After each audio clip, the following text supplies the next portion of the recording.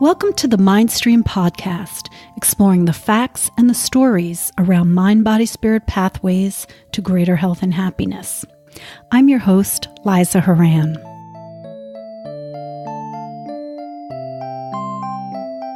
On episode 2, we're exploring meditation. We'll review the spike in adoption in recent years and glimpse the history and science behind it. We'll also consider the real-life benefits that can be realized through this mindfulness practice, and it's accessible to everyone. My guest today is Andrew Johnson, whose 25-year career as a clinical hypnotherapist is now fully focused on meditation.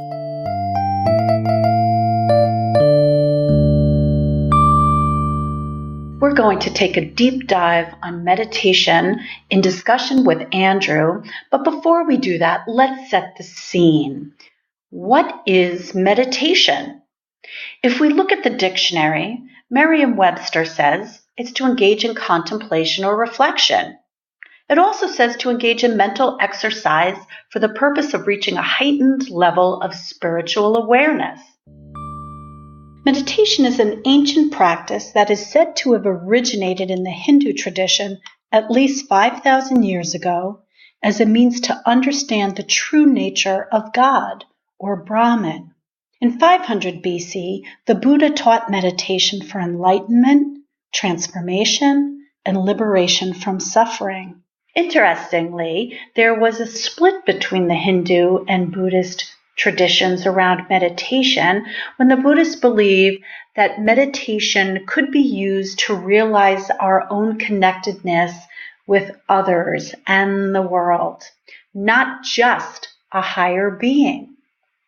I wonder if this is where today's modern secular meditation practice comes from. It's very interesting because meditation does figure in the Eastern wisdom traditions, but also Christianity, Islam, and Judaism. I find it interesting that spiritual awareness actually appears in the definition by Merriam-Webster Dictionary, because today mainstream meditation seems secular, non-religious. In fact, the words spirit and spiritual are mentioned in hushed tones, if at all, today in the mainstream experience. So how did this reverent, quiet, and originally religious practice become a mainstream movement and a billion-dollar industry? Meditation really moved into Western culture in the 1960s and 70s, and there has been growing research to understand what is actually happening when one meditates physiologically, and what is the impact on our thoughts, our actions, and our health.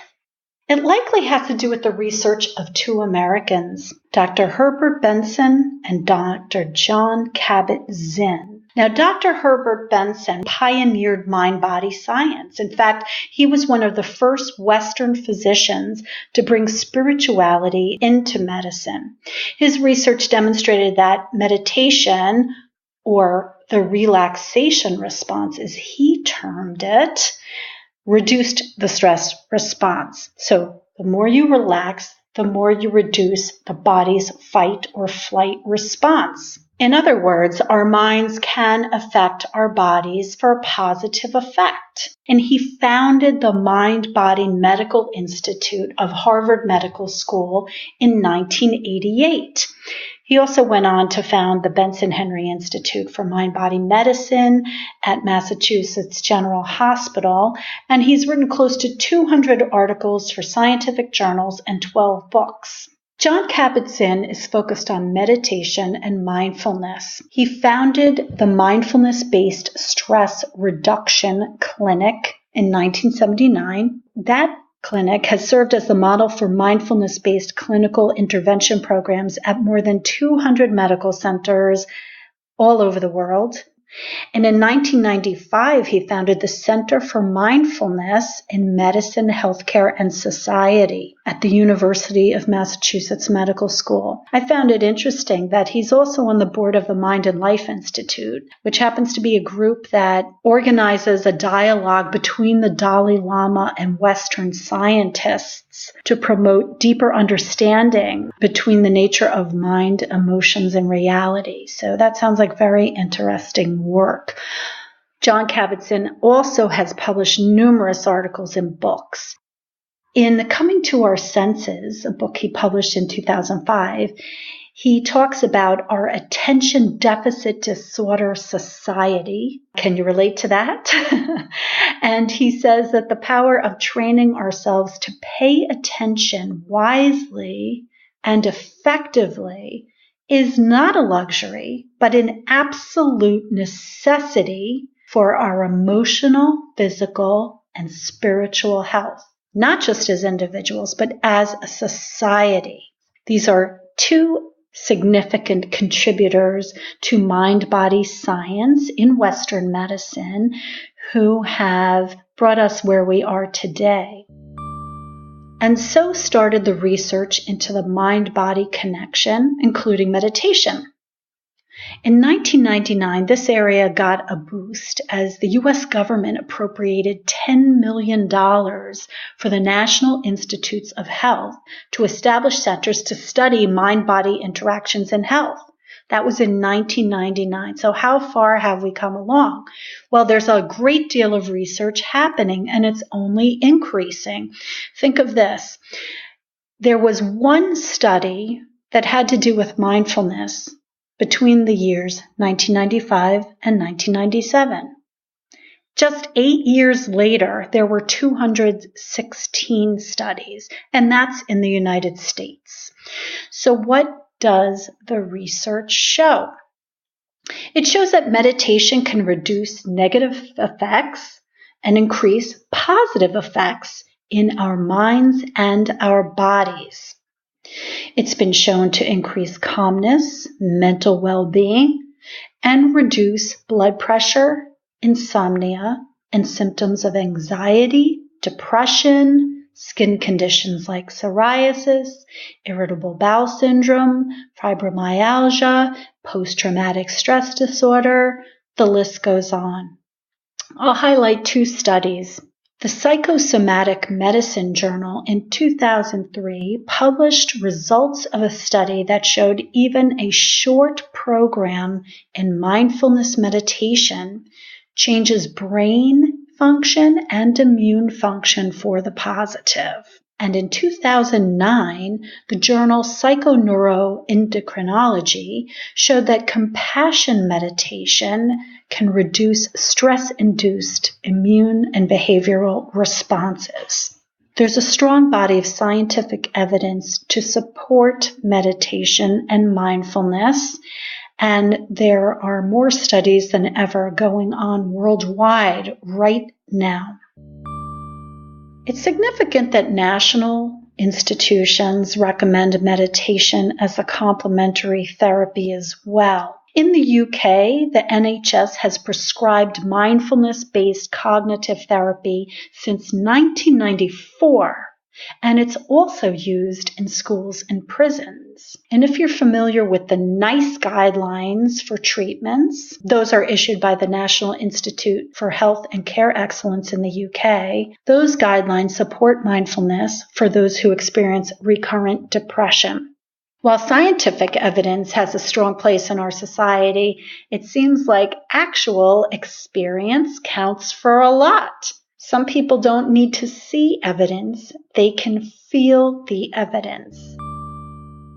Do you know that meditation is the fastest growing complementary therapy in the United States? The Centers for Disease Control and Prevention released some reports last November that showed that the number of people who meditate in the United States has tripled in 5 years.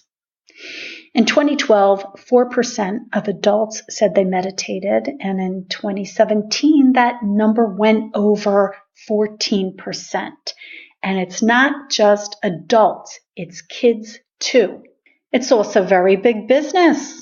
In 2015, meditation surpassed $1 billion in revenue, according to Ibis World. And a research firm called Market Data says that meditation will grow beyond $2 billion in 2022.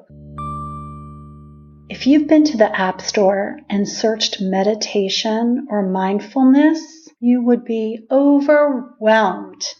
There are more than 1,300 apps for meditation and mindfulness, but 2 of them, which are based in California, are the leaders. Calm has been valued at $1 billion. It's a unicorn.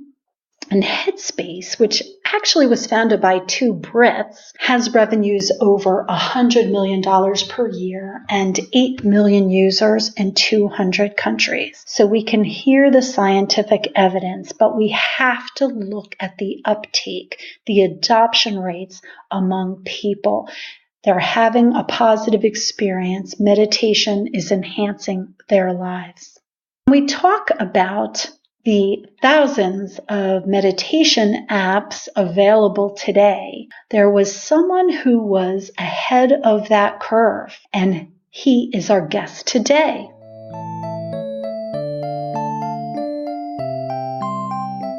Andrew Johnson's meditation app launched on the day the Apple iOS App Store launched. His apps and MP3s have been downloaded more than 11 million times. For 25 years, Andrew, a clinical hypnotherapist, has been helping individuals and groups use relaxation, mindfulness, and resilience for positive change. Thank you for being here, Andrew. Thank you, Liza. It's an absolute pleasure to be here. When you started your work as a hypnotherapist, did you have any idea all these years later you would be so focused on meditation? No, I didn't. I started off as a hypnotherapist working primarily with smokers. That's what you do when you start off, because smokers are your best advert. They're the ones that talk about it. Quite quickly in my career, I started working on a voluntary basis with a cancer support centre. And from there, that led me into working with groups within the support centre. And from working with groups, I developed techniques of teaching people how to get into this, what I would then call a relaxed state. 20 plus years ago, there was no way in the corporate world and even in the charity world, the charity sector, that you could talk about meditation and mindfulness. But when I think back and I was teaching these people to really relax, eyes closed, to do their breathing, to ground themselves and center themselves, if I then stopped talking and left them in that situation, they'd be meditating. It's as simple as that. It just wasn't the label we used.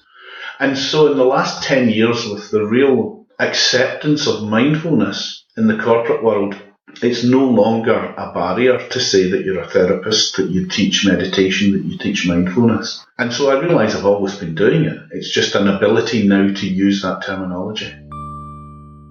Mindstream is about helping people understand mind, body, spirit pathways to greater health and happiness. It actually sounds a bit lofty to be talking about greater health and happiness at a time when there's only 24 hours in a day.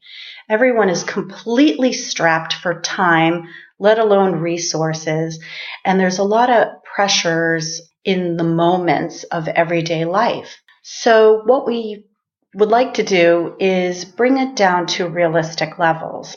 How do people feel better on a daily basis? How do people find a way to cope with the pressure? So I think the biggest challenge that the majority of people have right at this moment is sleep. I think that's by far the number one. At any point, there's about 60% of the adult population in the UK have difficulty sleeping. And whether that's getting to sleep or waking up during the night and not being able to get back to sleep, it seems to be a big problem. I think this is primarily because we have lost our ability to spend time in contemplation. And I have to say that there are people who say, well, I used to have times during the day that I was bored, but now I just fill my day with my smartphone. Every time there's a pause, and looking at the smartphone or the tablet. And I think those times in the past where there was a little bit of boredom or contemplation, or we were sitting in the bus or walking to work, really helped process things. Whether we were consciously aware of it or not, we were processing in the background, allowing the computer, so to speak, do its processing. And in doing so, we were coming to sort of unconscious conclusions about life, and starting to really know what direction we should take, and listening more to our body and starting to notice when we were run down.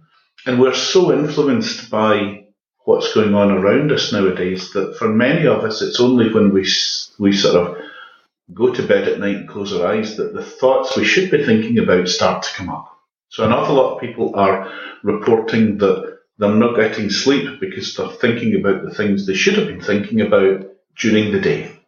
Does that make sense? Yes. So my first port of call when I see anyone and work with people, whether it's individuals or groups, is to say, get your sleeping patterns right. That gives you much more energy during the day. It allows you to be more creative and productive, and it gives you more time back for yourself. And in doing so, you then need to find the second part of the equation, which is learning coping skills and resilience, that you can deal with what's going on in life. So you just mentioned a magic word in there about productivity.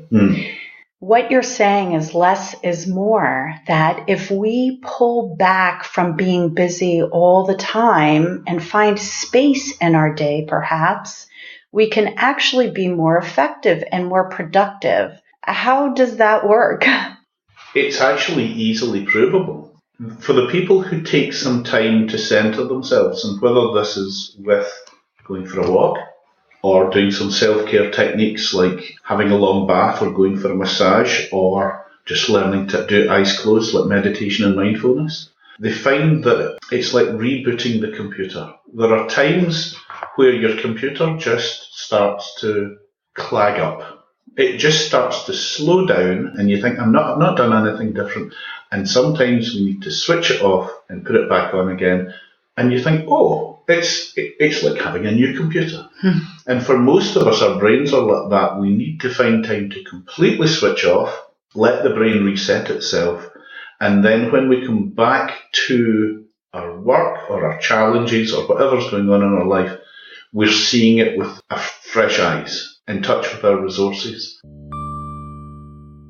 All of us have had days where we do an awful lot, and at the end of the day we think, I've done nothing. Right. And most of us have had days where we start work at 9 o'clock and by 10:30 we think, my God, I've done so much. That's like a day's work I've done in an hour and a half. And it's all down to our mental state. There are times where naturally we get into a zone where we're just so productive and everything seems easy. We get into the flow. And then we think, oh wow, that was such a great day. How do I do that the next day? And they try to force it and it doesn't happen. It's something that you just need to start with. And that comes from having a good night's sleep, being more in the moment and concentrating on the task at hand and getting less distracted. What is actually happening when we're taking that time to reboot or refresh our biology, our chemistry, physiologically? Can you describe that a little bit? Deep concentration on what's going on and focus.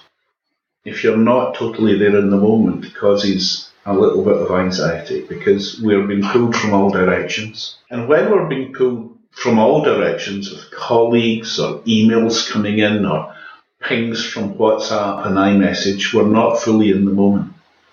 And by taking some time to step back from it, we sort of quieten the mind and we start to get back in touch with our resources.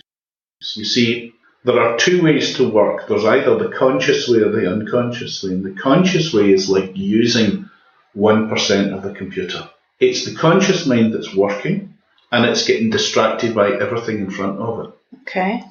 And then there's the unconscious way of working, which is when you're totally and joyfully immersed in the flow of working.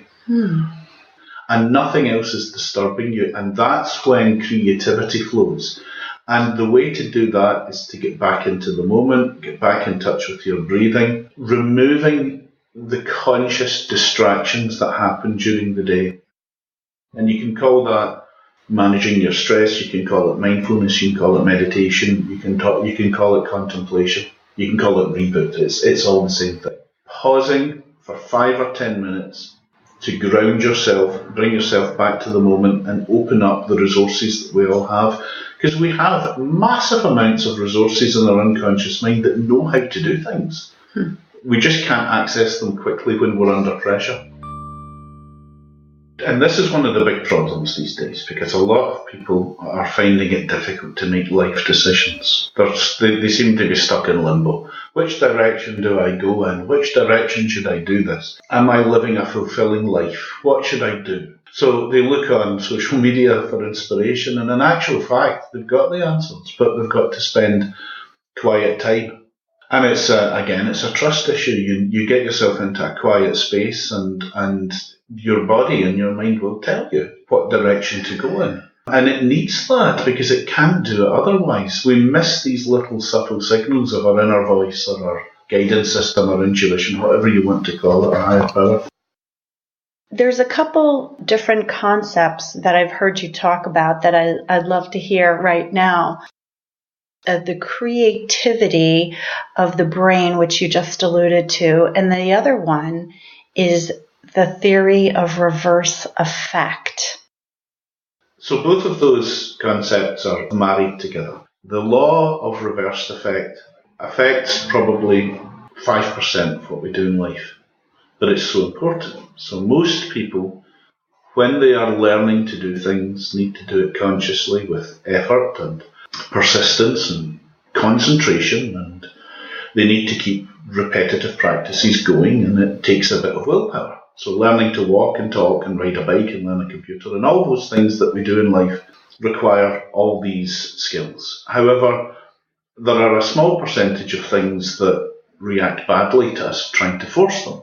Relaxation is one, sleep is another. Most folk recognise that if you can't sleep, the harder you try to make yourself sleep, the less it works. Right. And it's only when you give up trying to sleep that you actually fall asleep, although that's easier said than done.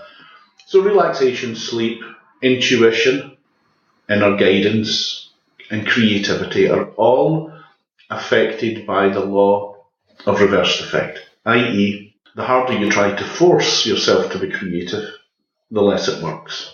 And so one of the things that I do when I'm working with creative teams is to introduce not only sort of a little bit of stillness, but equally as important, quite a bit of laughter, because laughter breaks apart the theory that we need to be serious to do something constructive and creative. And in actual fact, the more ridiculous a brainstorming session is, or how it starts with a bit of laughter and ridiculous suggestions, the laughter that comes from that opens up the mind to tremendous creativity, because people relax, and then all of a sudden, by some form of magic, out comes the creative inspiration from people, and that is a wonderful thing to see. So adding in relaxation, adding in laughter, adding in sort of ridiculousness into the creativity accesses the wonderful parts of the brain. Anyone who's done any research into the great geniuses of time, Shakespeare and Edison and Henry Ford and Leonardo da Vinci and all these incredible people, will read in their stories, whether it's biographies or autobiographies, that their great leaps of inspiration came not sitting at their desk. They came in daydreaming and walking and in the bath and in sessions of laughter with friends. All of a sudden, what they'd been working on, the answer suddenly came up, because that's when the unconscious mind is at its most creative, when you're allowing it to work on its own. So there are many, many different ways of meditating. The simplest being closing your eyes and just following your breathing and just seeing what happens. There's guided meditation, where you're taking people on journeys. And some people would argue that's not pure meditation. There is solitary and silent meditation, There's transcendental meditation. There's meditation when you're gazing on a candle or a rose or some icon that has that effect on you. There is the meditation that sportsmen and women get into when they're in the zone. There is the meditation that musicians get into when they're in the zone. And along with all of those, there's mindfulness, which is a meditation primarily to get yourself into a non-judgmental state of the moment as it is here and now. And this has proven to be incredibly useful for people, because a lot of people will recognise if they're listening to this that most of us spend time thinking about the past or thinking about what's going to happen in the future. And we can do that so amazingly that we can sit and eat our meal and not be aware that we're eating the meal. We do it when we're driving cars. Many people will drive a car and they'll be thinking of other things, and they will get to their destination and wonder how they got there.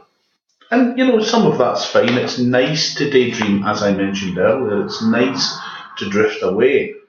But what's really happening is we're losing touch with what's actually happening in the moment. And when you bring yourself back to this moment with all your faculties and all your concentration, and you allow things to be as they are, that's when you can really be transformative in your life, because you're not being influenced by things that happened in the past or things that could happen in the future. You're having incredible enjoyment of the moment as it is. Or if you're in distress and you bring yourself to the moment, you start to realise that how much of that anxiety and distress is caused by our thoughts about it and not necessarily what's actually going on. So there's a story I like to tell when I'm doing corporate work. When something happens in life that gives us anxiety and we feel scattered and unable to cope, we all know that at some point in the future we will start to feel ourselves again. We will start to feel in control. We will start to get back in touch with our resources, and we'll start to see solutions to what's going on in our life. Everyone knows this, but when it's happening, we don't realise it. Now, what meditation and mindfulness and relaxation and coping skills and resilience training does for us is that it might not make the immediate experience of anxiety less at the moment. What it does is, as you start to center yourself with your breathing, it makes the solutions come quicker. So instead of it, for the sake of example, taking 3 or 4 hours to feel back in control after a really traumatic event, it might speed it up to half an hour. So it makes us feel much more in control of ourselves. It brings us back to our resources because, as I said before, most of us in most situations know how to cope. It's our ridiculous conscious mind that takes us on journeys of despair. And I've been in this business 25 years, and there will be times where folk will look at me and say, I can't believe you get so stressed about doing that or so anxious about doing this. And I have to stand back and say, okay, I did. That's human life. We all have emotions. However, I believe that they pass quicker because of the practices that I know I know how to do. And that's the way of it. It's, as I say, it's a bit of a leap of faith when people try it, but there is such a joy in being able to be getting back in touch with yourself. And rather than it being a burden to have nothing to do for half an hour, a lot of people will say to me when they start meditation, they look forward to that half an hour where there's nothing happening. And they think, isn't it wonderful to put the phone off? Isn't it wonderful to sit here and not be disturbed? Isn't it wonderful that I can just spend half an hour with myself and allow my mind to still and my body to relax?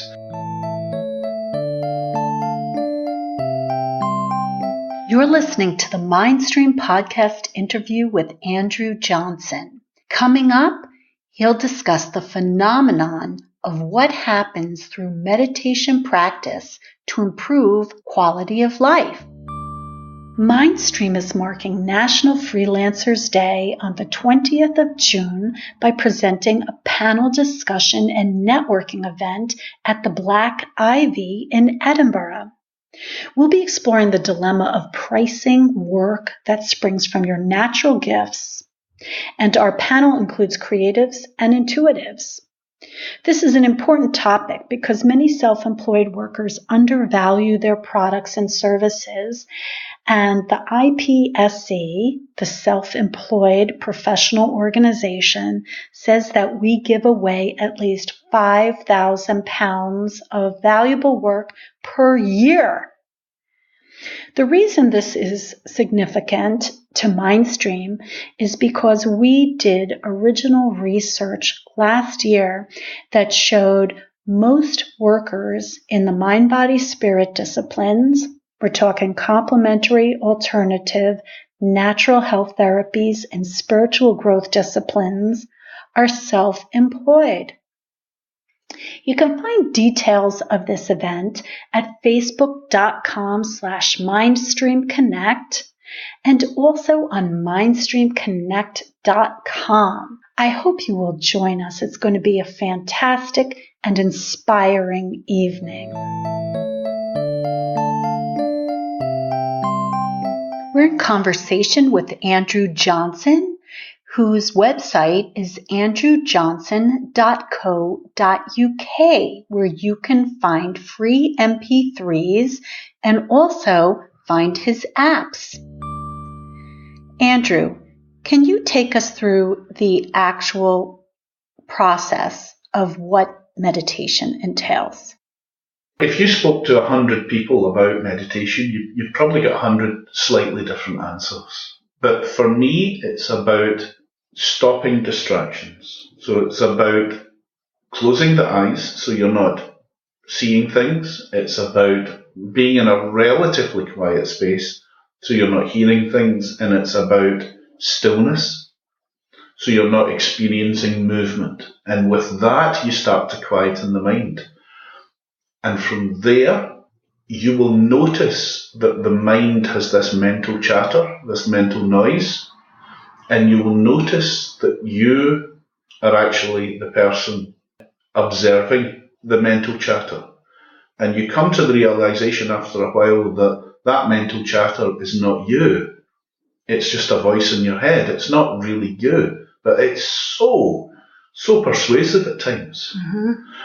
And once you start to notice that mental noise is not you, and you start to disassociate from it and take the energy out of it, then you start to connect with the real you, which is all your skills, all your resources, and the connection not only to what is internal, i.e. much more of a connection to your body and its mechanisms.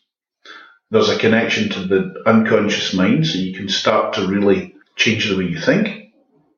And there is a connection, if you choose to what is external to you. And that is where spirituality starts to come in, and that leads us down a completely different path. But that is something, again, you can't make happen. It just happens when you're ready for it. And that's a different experience for everyone. It's really important that people recognise that what we're really doing with meditation is training ourselves to return back to ourselves. There seem to be several opportunities that can come with meditation, reasons that people would use the tools and techniques to close their eyes, focus on their breathing, come into the moment. That could be to relieve stress. You're rushing somewhere, you're kind of freaking out. You notice that your breathing is shallow. You're definitely worried. It sounds like that might be a good opportunity to just step back, as you say, close your eyes, focus on your breathing. Then there might be something else like writer's block, or I want to be guided to the decision on what course I should take for this. What are the reasons people come to meditation, perhaps beyond coping with this particular minute, or maybe looking for an answer? I think that's such a good question. I think an awful lot of people come to meditation because for a lot of them, it's just a thing they think they should be doing. And it's only when they do it for a while they start to see the real benefits. And it can really be wide-ranging. It really can. For example, one of the techniques I teach is just diaphragmatic breathing. So it's a way of focusing your breathing and taking it deeper down into the diaphragm and just being aware of it. And people will watch me demonstrate this technique and then they will look at it and they say, okay, I get it, and I'll practice it, but what effect does this have on me? Well, the fact is that the effects can be absolutely huge, but you've got to practice it and there has to be a belief that it's going to do something. What happens is, even with something as simple as diaphragmatic breathing, people will use it, practice it, and they will use it for something specific like getting to sleep. But then the more they do it, the more the body and the mind, the unconscious mind, take over. And it becomes just a part of who you are, because it's the way we're supposed to be. Meditation is not something unusual. It's actually the way we're supposed to be. We should be able to just close our eyes and just go inward. And it's something we do as we fall asleep and as we wake up in the morning. There are really suggestible states called the hypnopompic and the hypnagogic state, which is intense periods of incredible creativity just before sleep and just after we wake up. With practice, the body is almost sleeping. And when it's in that beautifully slow breathing, heavy, relaxed state, it's recharging. And so a lot of people think that they'll do meditation for 10 minutes or 20 minutes or half an hour and they'll feel groggy and they'll feel spaced out after it. In actual fact, folk feel fired up, energized, really, really recharged because their body has had that reboot as well as their mind. It's a wonderful thing to be able to do. You change from a person who is learning meditation to a person who can get into a meditative state quite easily, and then the actual technique disappears and you just become a more contemplative person, much able to get into a state of calmness and stillness and creativity or productivity or sleep or so many other things. But it's so individual that a lot of people don't recognize the benefits until they actually start to see them in themselves. Does that make sense? Yes, and how long does it take is someone's question. It can take 10 seconds and it can take your lifetime. So I think the classic quote is, remember that meditation is not a destination, it's the journey. I think for most people, they need to find a practice that works for them, whether it's with a recording or just doing it themselves. They need to do that for about 3 or 4 weeks, once a day, and they will get to the stage where they can genuinely measure the effectiveness of it. When you get to the stage where you think, oh, I really miss doing that because I'm seeing the negative effects of not doing it, then it becomes a lifelong practice, but it just becomes simpler and simpler. It sounds like we're really missing out if we're not tapping into daily meditation because you're just not going to be at the top of your game. What could you recommend as a really easy on-ramp to meditation? Well, there are a variety of avenues into meditation. Personally, I think that a lot of people look for a meditation center and go along and they are put off by people sitting on the floor in lotus position or they're chanting or they are going through mantras and things like that. Now, all these things are wonderful, but they're part of a dedicated practice. So I think people should start off with meditation by looking at the simplest form of it, which can be just some gentle, eyes closed relaxation techniques, just to get you used to the eyes being closed, the body being still, and focusing on your breathing. Now, that's not necessarily called a meditation if you're looking for a recording on that, and there are many. But once you've learned the foundations like that, it's very easy to build on it. You see, here's the thing, first of all, about meditation. There's a lot of people with a lot of agendas out there about guiding you down one route or another. In its purest form, you should be sitting eyes closed and following your breathing. That's it. And if you learn that and you allow that to happen, you will gain massive benefits in your life. However, you see, in my opinion, because it's so simple, people add bells and whistles to it, and then they give it a name. So I've got this method or that method, and they're putting ego into it, quite rightly at times, because you cannot get great ways of doing it, but they're trying to take it from its simplicity into something else so that they can sort of claim that it's their method of doing it. So first of all, I say to anyone thinking of doing meditation, strip everything away and just find the most basic form so that you can get into an eyes-closed situation and start to enjoy it, just following your breathing. And that can be really simple suggestions with a music background to just keep you there in the moment.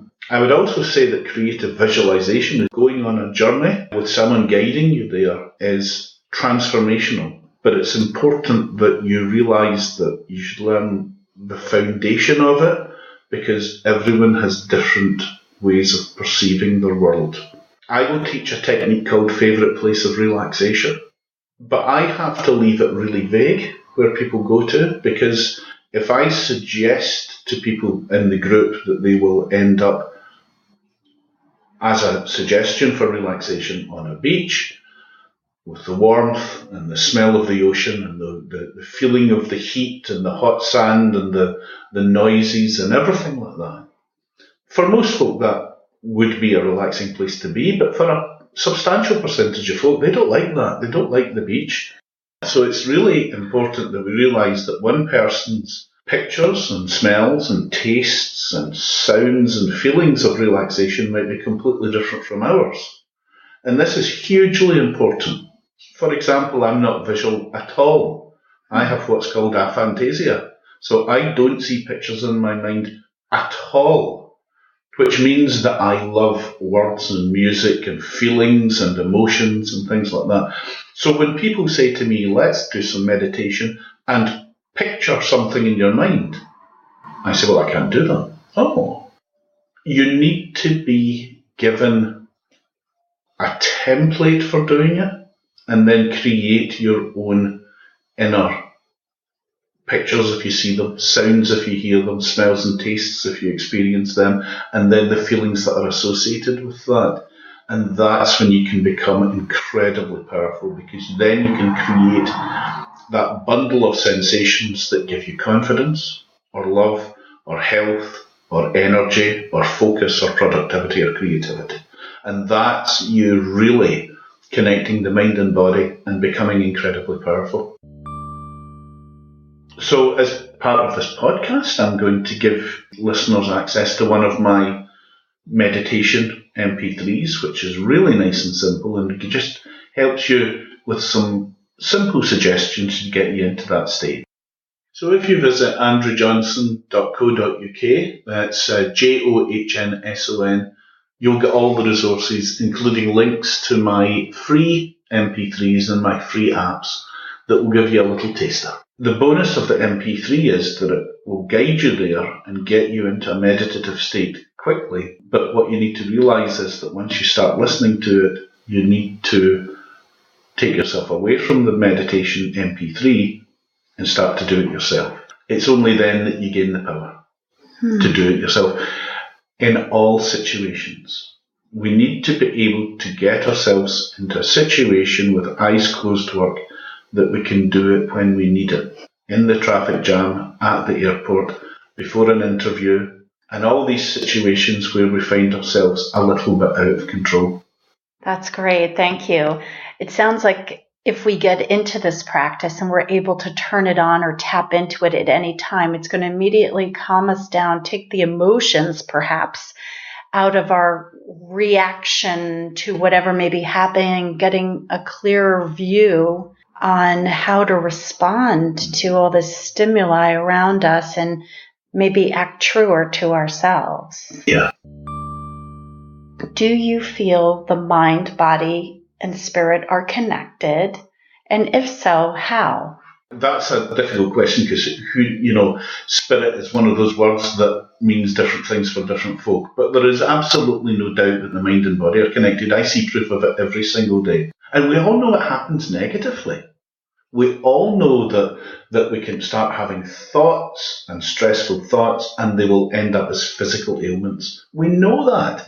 Even if it's just an upset stomach or a skin condition or migraines or tension or anything, or much worse, we know it. But what a lot of people don't understand is the mind-body connection works just as well positively. We've just got to realise that most of the things we encounter in life seem to have a negative effect on us, like the news and listening to negative people and walking in noise and walking next to cars and all the things that we experience in life and putting ourselves under pressure. And it's really nice to then have the balance to that. As for spirit, well, that is such an individual question. So I have worked within meditation and hypnotherapy and Reiki for many, many years. And I know that there are people out there who would benefit massively from meditation and mindfulness and relaxation and resilience training and things like Reiki, who are put off by the so-called spiritual side of it because they look at it and they think, I don't know if I have those beliefs. And so my suggestion to anyone is to find people who train other people in meditation or mindfulness or Reiki or any of these complementary therapies, Reiki in particular, and find people who train you in those things without the spiritual side of things. Because what I find is that once people start their practices and they start to open up to what's internal to them and external, they find their own practice of connecting to what is external to them. Call that God or source or the universe or a higher power or an inner knowing. These are all labels for just something bigger. But I think for most people, they've got to find it themselves. It's such a personal thing to do. I want to thank you so much, Andrew, for joining us today and sharing the details of what meditation is and what we can gain from a regular practice. And thank you to our listeners for tuning in. We're going to wrap up here with an invitation to become part of the test panel for MindStream's prototype of our new website. But first, here is some information on how you can connect with Andrew Johnson and some news about his newest product. Andrew is a clinical hypnotherapist, and for 25 years, he's been helping individuals and groups use relaxation, mindfulness, and resilience for positive change. Now he works through audio products and interactive workshops, and you can find his apps on the Google and Apple stores, and he's got some free meditations on his website, andrewjohnson.co.uk. If you are a therapist or a coach, you'll be very interested to hear about his newest venture, Cuckoo. That's Kookoo. And it just launched. Cuckoo enables professional practitioners to deliver audio content instantly to your clients and customers in a user-friendly app. So, we will include a link to Andrew's website, his free MP3s, and Cuckoo on our website, MindstreamConnect.com/podcast. Do you want to learn more about the science, history, and practicalities of meditation? I'd like to invite you to join the test panel for MindstreamConnect.com. Right now, we're inviting listeners of this podcast and our social media followers to take part in testing the prototype of our new website. Just go to MindstreamConnect.com/RSVP. Meditation is one of the featured disciplines across our scope of complementary, alternative, and natural health therapies. So please go to MindstreamConnect.com/RSVP and accept the invite. The Mindstream podcast is put on by MindstreamConnect.com. Please visit our website and sign up for our monthly newsletter. You'll also find our social links on there. We're on Facebook, Twitter, and Instagram. This is Liza Horan signing off with love and light.